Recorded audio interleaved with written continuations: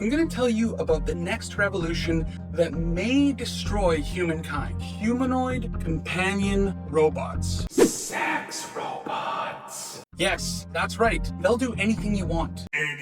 Of course, it's not here yet, but this revolution has started, not with bodies, but with conversation. Humans have already sought companionship with AI chatbots, trying to find someone to relate their emotional intimacy to. In fact, 26% of Gen Z have had romantic interactions with AI. While another 37% of Gen Z have claimed to use AI for emotional support. Although these numbers are small, it's a sign that there is a real-world epidemic going on around human connection at an emotional level, and robots have filled the gap. Although it's an ever so tiny gap, Anthropic reported that less than 0.5 of its chatbot conversations are being used for companionship and roleplay. AI attachment is measurable and directly related to loneliness and social anxiety. The heavy use of chatbots can be associated with lack of resources for emotional support in people's lives. And would you believe excess use of chatbots is also associated with their lower well-being? OpenAI has been studying these issues at scale,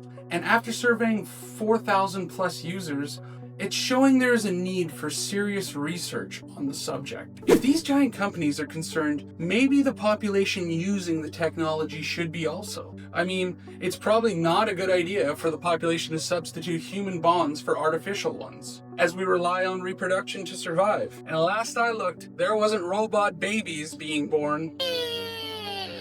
But companionship was already an issue before the chatbots arrived. In 1990, research showed that 29% of adults aged 25 to 54 were unpartnered. That stat has now reached 38% as early as 2019. The erosion of human connection has been happening for some time. So really, dating and long-term partnerships were already taking a downturn long before AI and robots came along. So what does that mean for our global population? Well, more than half of all countries have fertility rates below 2.1 births per woman, which is down from 2.3 in 2023 and 4.9 in the 1950s. So what fertility rate is needed to keep a human population stable? Well, for most developed countries, 2.1 is the commonly used number without leaning on immigration. For reference, right now, Canada's fertility rate is 1.25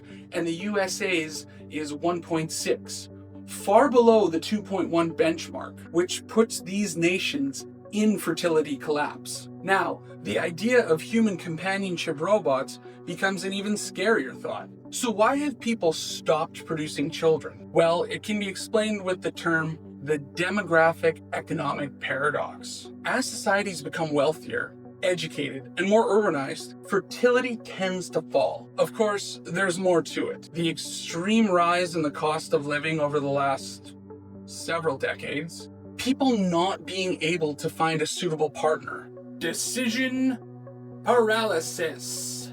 All these factors contribute to the decline in birth rates. So desire is not the problem. It's how damn expensive modern life is, which is putting pressure on lasting partnerships and family formation. As we see more people lean on AI chatbots for companionship and not another person for this emotional connection. The transfer from speaking and typing on a laptop screen to interacting with a humanoid robot with these capabilities only really makes sense. Projections for the humanoid robot market could exceed $5 trillion by 2050. 10% of US households could have one by this time. And this figure is just the tip. Once these robots scale, they'll be in more than half of people's homes. They'll have a face, they'll have a voice, and a physical presence. So here we are. Your new companion robot is in your house. No need for an actual human partner anymore. Beat it.